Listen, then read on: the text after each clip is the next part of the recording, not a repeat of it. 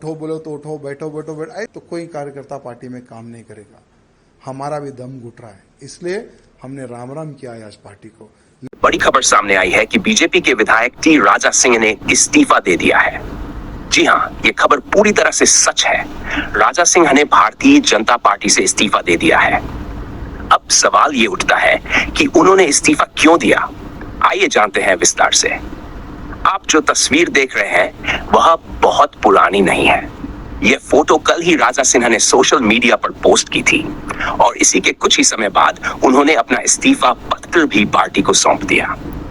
राजा सिन्हा ने यह इस्तीफा पत्र तेलंगाना बीजेपी के प्रदेश अध्यक्ष किशन रेड्डी को लिखा है। उन्होंने इस पत्र में लिखा है कि उनका मन बेहद दुखी है और वे भारी मन से यह फैसला ले रहे हैं। मीडिया रिपोर्ट्स के अनुसार आने वाले दिनों में बीजेपी की तरफ से रामचंद्र राव को तेलंगाना प्रदेश अध्यक्ष बनाया जा सकता है। इसी निर्णय को लेकर पार्टी के कई कार्यकर्ता नाराज हैं। राजा सिंह ने अपने पत्र में लिखा है कि कई कार्यकर्ता और नेता दिन रात मेहनत करके पार्टी को मजबूत बनाने में लगे हुए हैं, लेकिन कुछ लोग केवल अपने निजी स्वार्थ के लिए नेतृत्व को गुमराह कर रहे हैं। इसके चलते पार्टी लगातार गलत फैसले ले रही है और कार्यकर्ताओं की मेहनत बेकार जा रही है। राजा सिन्हा ने आगे लिखा है कि 3 बार विधायक के रूप में निर्वाचित हो चुके हैं, लेकिन अब वे और चुप नहीं रह सकते क्योंकि उनकी ही पार्टी में कार्यकर्ताओं की आवाज सुनी नहीं जा रही है। अपने पत्र के अंत में उन्होंने लिखा है कि बीजेपी के पास तेलंगाना में सत्ता में आने का अच्छा मौका है, लेकिन नेतृत्व की विफलताओं के कारण कार्यकर्ताओं में निराशा और हताशा बढ़ती जा रही है। इसी वजह से वे बीजेपी की प्राथमिक सदस्यता से इस्तीफा दे रहे हैं।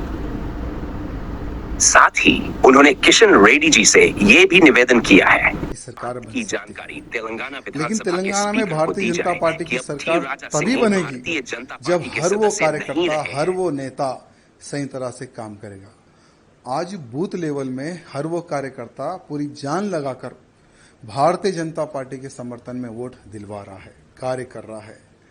लेकिन जब कोई बड़े पद का जब चयन होने का जब समय आता है, जब तेलंगाना राज्य के प्रेसिडेंट का डिक्लेरेशन का जब समय आता है, तो कम से कम पार्टी यहां नहीं सोचती कि हमें कैसा प्रेसिडेंट बनाना चाहिए। हम बार बार यही बोल रहे थे कि भाई बूथ कार्यकर्ता से लेकर अधिकारी तक चर्चा होनी चाहिए।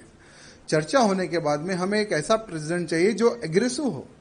यहाँ तेलंगाना में हिंदू मुस्लिम भाई भाई वाली राजनीति नहीं चलती है। तेलंगाना में सिर्फ हिंदुइज्म चलता है और जो हिंदुत्व की बात करता है ना, तेलंगाना की जनता उसको सर पर बिठाकर आगे चलती है।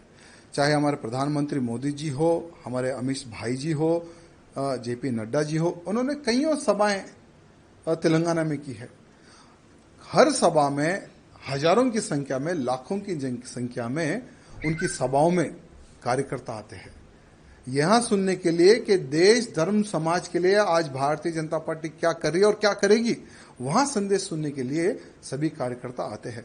और आज भी हम भारतीय जनता पार्टी से जुड़े हुए तो हमारे प्रधानमंत्री नरेंद्र मोदी जी को देखकर, अमित भाई जी को देखकर, योगी जी को देखकर, नड्डा जी को देखकर, उनके कार्य को देखकर 2014 में भारतीय जनता पार्टी में हम सम्मिलित हुए। लेकिन दुर्भाग्य देखिए, 2014 से लेकर आज तक इतने तकलीफों का सामना हम लोगों को करना पड़ रहा, बाहर नहीं, पार्टी के अंदर ही। मेरे कॉन्स्टिट्यूंसी को टारगेट करना, मेरे जिले को टारगेट करना, मुझे टारगेट करना, आखिर कितने साल तक मैं सहूं इनका जुल्म।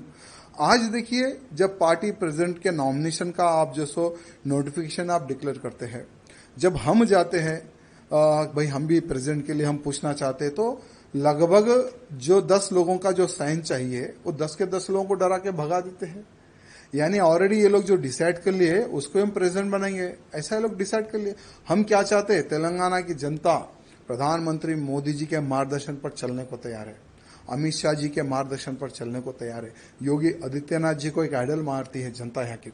लेकिन दुर्भाग्य क्या है, हम ऐसे काम करेंगे जो प्रेसिडेंट कोई काम ही ना करे, कोई निर्णय ना ले। हम जो बोले प्रेसिडेंट वही काम करेगा, उठो बोलो तो उठो, बैठो बैठो बैठो, ऐसा ही प्रेसिडेंट का अगर आप चयन करेंगे तो कोई कार्यकर्ता पार्टी में काम नहीं करेगा। हमारा भी दम घुट रहा है, इसलिए हमने राम राम किया है आज पार्टी को। लेकिन एक बात है, भले हम बीजेपी पार्टी में रहो या ना रहो, लेकिन मोदी जी के, योगी जी के, अमित भाई जी के हम कट्टर समर्थक रहेंगे और बिना पार्टी में रहे हम मोदी जी के कार्यों को, अमित शाह जी के कार्यों को, योगी जी के कार्यों का हम प्रचार करते रहेंगे, भले हम पार्टी में रहो या ना रहो। ये कार्यकर्ताओं की डिमांड है। कई महीनों से कार्यकर्ता कैसा प्रेजेंट चाह रहे थे, जो हिंदूवादी हो, जो हिंदुत्व की बात करे, जो हमारे कार्यकर्ताओं की सुने। आज लव जिहाद बड़े पैमाने पर हो रहा है तेलंगाना में, गौ हत्याएं बड़े पैमाने पर हो रही है तेलंगाना में, लैंड जिहाद बड़े पैमाने पर हो रहा है तेलंगाना में। भाई उसको रोकने के लिए कौन रोकेगा? लोग बोलते कि भारतीय जनता पार्टी के अलावा कोई नहीं रोक सकेगा। भारतीय जनता पार्टी की सरकार आएगी तो ही तेलंगाना का हिंदू सुरक्षित रहेगा। लेकिन भारतीय जनता पार्टी की सरकार कैसे आएगी? क्योंकि कुछ जो लोग हैं ना, जो एक नाग की तरह पार्टी को घेर कर बैठे हैं, कुछ लोग। ये कुछ लोगों का इलाज जब तक केंद्र के जो हमारे अधिकारीगण हैं, जब तक ये कुछ लोगों का इलाज नहीं करेंगे ना, ठीक है, आज चलो हम तो पार्टी को छोड़ दिए, हमारा कोई वजूद था ना है ना रहेगा। हम एक हिंदू कार्यकर्ता हैं, भले राजनीति से हटकर हम हिंदुत्व का कार्य करते हैं और आगे भी हम हिंदुत्व का प्रचार और हिंदुत्व की सेवा हम करते रहेंगे।